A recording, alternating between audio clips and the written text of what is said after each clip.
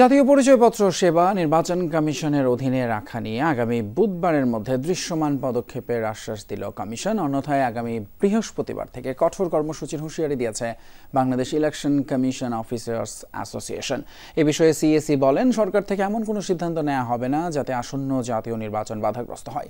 দুপুরে নির্বাচন কমিশন সচিবালয়ে এনআইডি উইংসের কর্মকর্তা কর্মচারীরা সিইসির কক্ষের সামনে অবস্থান কর্মসূচি পালন করেন। পরে তাদের আশ্বস্ত করেন প্রধান নির্বাচন কমিশনার এএমএম নাসিরউদ্দিন। আমি আর ম্যাগি স্বাদ ও ভালোবাসার দারুণ জুটি ফ্রম নেসলে। নির্বাচন কমিশনের অধীনেই এনআইডি সেবা রাখার দাবিতে বাংলাদেশ ইলেকশন কমিশন অফিসার্স অ্যাসোসিয়েশনের অবস্থান কর্মসূচি। দুপুরে ইসিতে প্রধান নির্বাচন কমিশনারের দপ্তরের সামনে অবস্থান নেন আন্দোলনকারীরা। এ সময় তাদের দাবি, নির্বাচন কমিশনই জাতীয় পরিচয়পত্র তৈরি করেছে। এটি ইসির অধীনে না থাকলে নির্বাচন ও ভোটার তালিকা তৈরিতে সমস্যা হবে। এনআইডি থেকে এর আগে অন্যত্র নিয়ে যাওয়ার জন্য একটা চক্রান্ত ছিল। আপনারা জানেন যে গত স্বৈরাচারের আমলে এনআইডি নিয়ে কিছু ব্যবসাপাতি হয়েছে। আমরা চাচ্ছি না এনআইডি নিয়ে ব্যবসাপাতি হোক। সেটা এনআইডি যদি এখন নিয়ে যাওয়া হয় নির্বাচনের হুমকির সম্মুখীন হবে।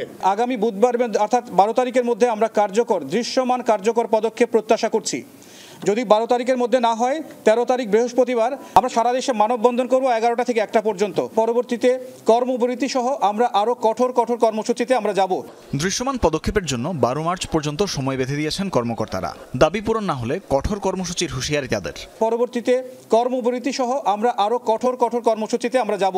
জাতীয় পরিচয়পত্র সেবা নির্বাচন কমিশনের অধীনেই থাকা উচিত উল্লেখ করে প্রধান নির্বাচন কমিশনার বলছেন, এ বিষয়ে প্রয়োজনীয় ব্যবস্থা নিতে চিঠি দেয়া হবে। আমাদের অবস্থান আমরা লিখিত সরকারকে জানাবো এবং সরকার, আমি বিশ্বাস করি যে এগুলো আপনাদের যে উদ্বেগ, যে এখন আপনাদের যে কনসার্ন যেটা সৃষ্টি হয়েছে, এটা আমরা সরকারকে জানাবো। এখনো কিন্তু ওইরকম কোনো চূড়ান্ত সিদ্ধান্ত হয়েছে এমন কিন্তু আমি শুনি নাই এখনো।